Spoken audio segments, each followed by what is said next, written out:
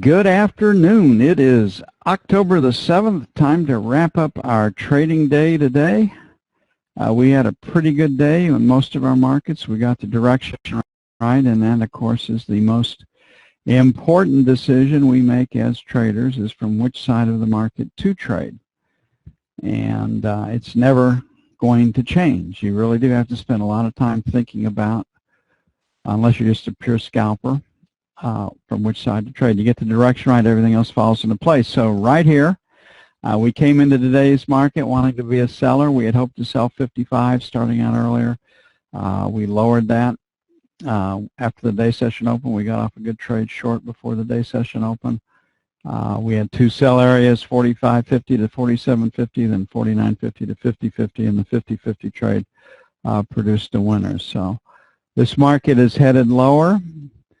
Tomorrow's news is FOMC minutes. I imagine we'll get to see the rest of the world follow our lead and sell overnight. If it's going to turn, it'll turn in London. It will not turn in Asia. And like I said, there was lots of bad news that hit the market today, out of Europe especially. Germany had a drop of 4% in their industrial production. That's a huge number if you think about it. And the financial chatter and talk was Germany has entered a recession, which will take the EU with it. Okay, we've got ourselves a B pattern. You can see right here that there's more volume beneath the balance point than there is in the top. We've got a move in K period lower. Going for stops beneath this low was pretty much given. The next area right down here where there's potential support is 30. My guess is they get stops below 30. Then we have 25. Tomorrow's news is FOMC minutes from last month. They'll be poured over to see how the Fed feels about the economy and how soon they will begin to raise interest rates. I'm of the school that the Fed's going to have a hard time raising interest rates anytime because of the impact on budget deficits. So assuming a close right here at 32, the first sell, and as aggressive as can be, is 35, 37. The next sell is 39 to 41 for sell 2. On the assumption that we're going to go for stops beneath, I put buy 1 at 25 plus or minus, and then buy 2 at 20 plus or minus. And we'll see what happens. We do live in interesting times, don't we? I mean, it just, I think everybody, you just can't go to bed without wondering, you know, what new calamity is going to hit us tomorrow. I read that the United States is going after ISIS, averaging 3 bomb drops, dropping 3 bombs a day on them now. I mean, you talk about, what's the purpose? Are you trying to get to November so you can point out the fact that you're not a war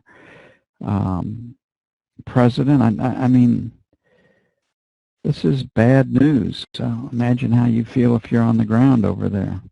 Imagine how you feel if you're counting on help from the United States. I wouldn't feel very good about it.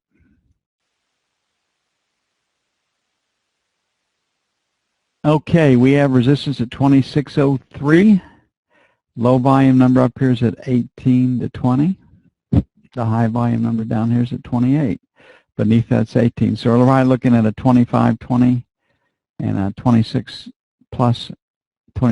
plus market right now. This screen tells me you're a buyer. Now, they don't take markets straight up during an auction because they can't move the paper unless there's a piece of news.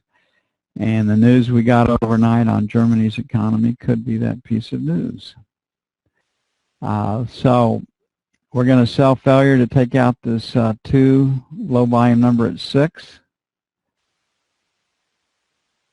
My guess is we'll probably see higher prices in the overnight as those stock markets around the world start to sell. And then 7 to 11 will be sell 2.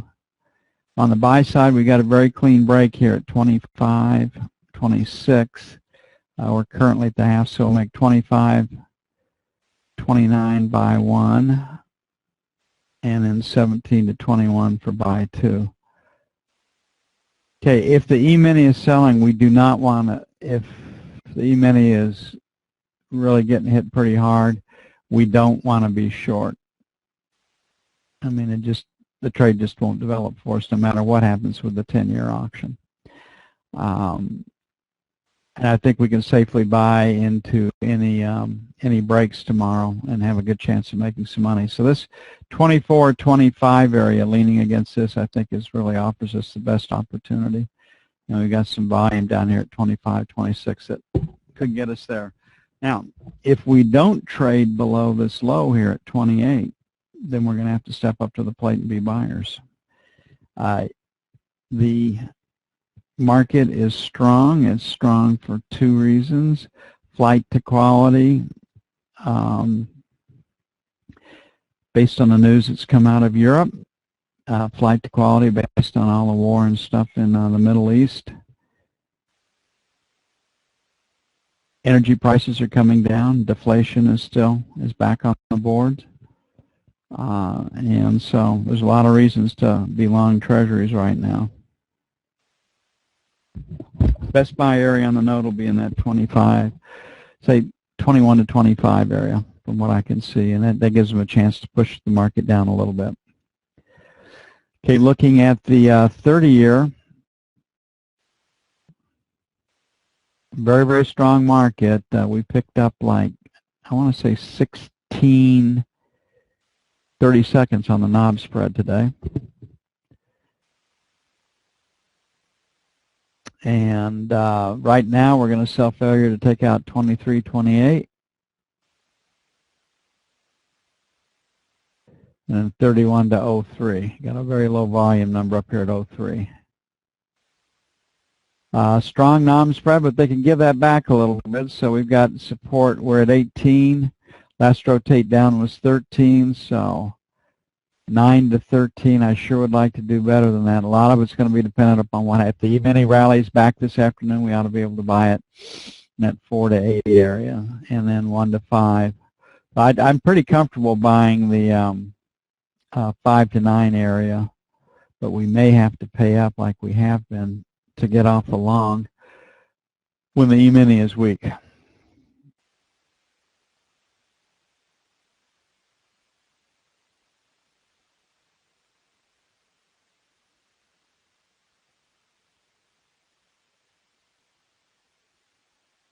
Saw some pictures of the troops that they are sending over to Liberia. I spent quite a bit of time in Liberia when we were in Africa. It was a good refueling point, an RON point for us before we went down into deepest, darkest Africa, the jungle of the Congo and the rest of it. And I've been on the Firestone plantation all over that.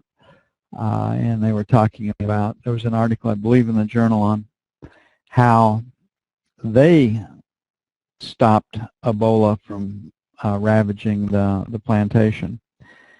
And they did it by isolation, quarantining those people, and then sanitation, Clorox or bleach over everything.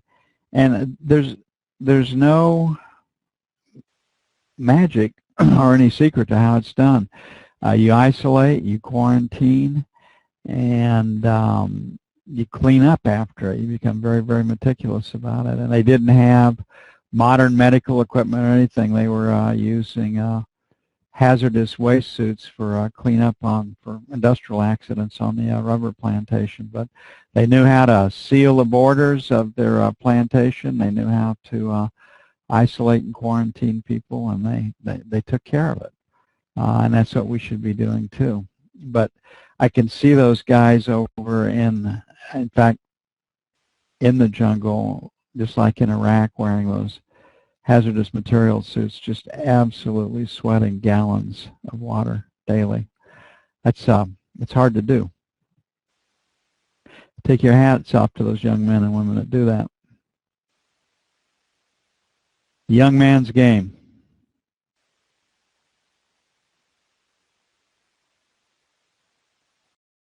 Okay, look at gold. I think deflation is the rule, and then you have flight to quality, other issues like that. So we got our best selling in this 20 to 25 area. I do think gold is headed lower because of deflation, and then we've got pretty good buying right now at the buck. So 1200 even, 1205 is really good support, and resistance starts at 15. So 15 to 18 will be sell 1, and our 22 to 25 will be sell 2.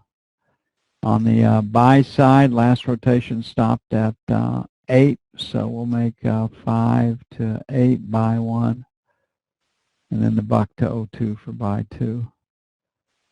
Not afraid to sell it, especially at 18 or better, just given the structure of the market. 15 might be a little aggressive, but I think deflation and a creeping recession is more likely than economic boom times.